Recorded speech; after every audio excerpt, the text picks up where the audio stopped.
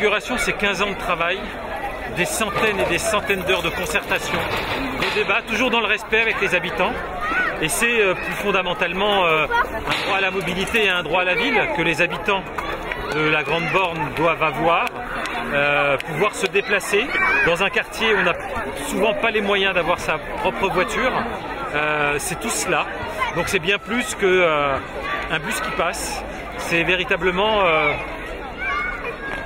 une citoyenneté nouvelle, je crois, que l'on peut obtenir avec un transport en commun qui dessert la place du Damier, le cœur de la Grande Borne, la plaine centrale, qui est un peu le poumon de la Grande Borne, ce que l'on appelait autrefois la place de la Carpe, et puis qui termine à la Treille. Avec l'arrivée dans quelques années du tramway, Grigny sera relié à son environnement et on cassera un peu le ghetto, la ségrégation. Je crois que c'est vraiment un moment extrêmement important. C'est s'ouvrir sur la ville, c'est casser le ghetto, casser l'enfermement. Donc c'est bien plus pour la ville. Il y a le franchissement qui a été fait. Le site propre reliera la gare de Corbeil-Essonnes jusqu'à la Treille. Elle sera dans quelques années en bus à haut niveau de service, 24 mètres de long. Voilà, nous avons la modernité.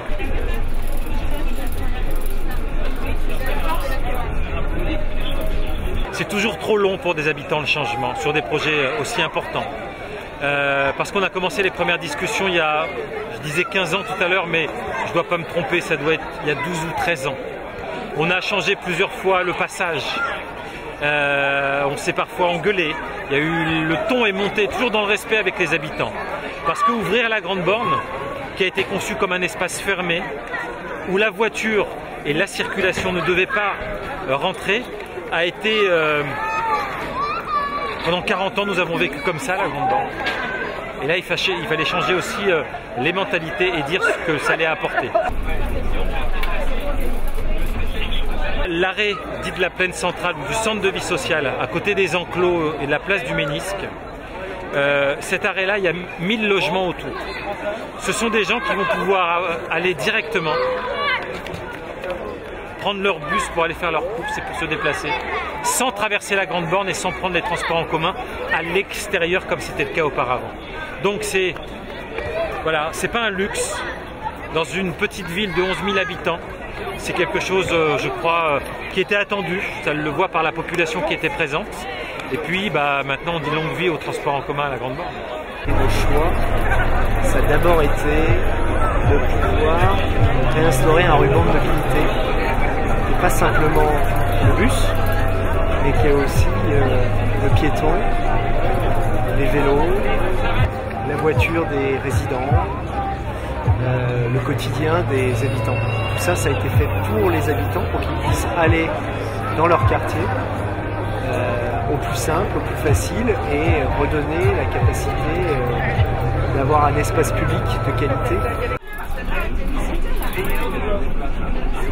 L'irrigation de la Grande Borne par la ligne 402 vient au fond marquer quelque chose de tout à fait charnière, parce que à partir de là, on va pouvoir continuer de développer la politique de rénovation, la politique de développement des équipements publics, et entre la Grande Borne, le centre-ville, Grigny 2, Ris-Orangis, Courcouronnes, Évry, on sera dans une possibilité tout simplement de faire en sorte que les gens pourront vivre mieux ensemble, parce que c'est en étant enfermé sur soi-même que se créent les tensions sociales et les phénomènes de violence. Développer les transports en commun, améliorer, comme c'est le cas là, sur ce damier, les espaces publics, ce sont également des éléments de sécurité importants.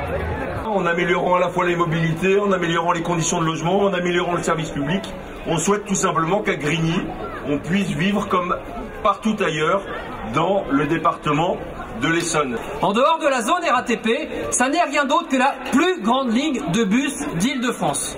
Elle traverse 8 quartiers populaires. Elle traverse une quinzaine de communes. Elle fait plus de 20 km de longueur. Et donc, elle nécessitait un traitement qui, en province, pour beaucoup moins de voyageurs par jour, aurait déjà vu la création d'un tramway depuis très longtemps. Et donc, c'est la raison pour laquelle ce que nous appelons aujourd'hui la ligne 402, d'ici, allez, un horizon que l'on va placer à 2021-2022, se transformera petit à petit en une ligne que l'on va appeler la TZN4 et qui sera une ligne qui sera en site propre sur la totalité de son parcours, ce qui permettra de lui donner les mêmes performances pour vous en matière de ponctualité, en matière de vitesse commerciale et donc forcément en matière de qualité de service que les tramways qui circulent aujourd'hui à Paris, auxquels nous, depuis des années, nous n'avions pas eu le droit. Dans l'idée de transport en commun, il y a l'idée de faire la route ensemble, et faire la route ensemble, c'est quand même l'autre nom de la République. Je suis la marraine du bus.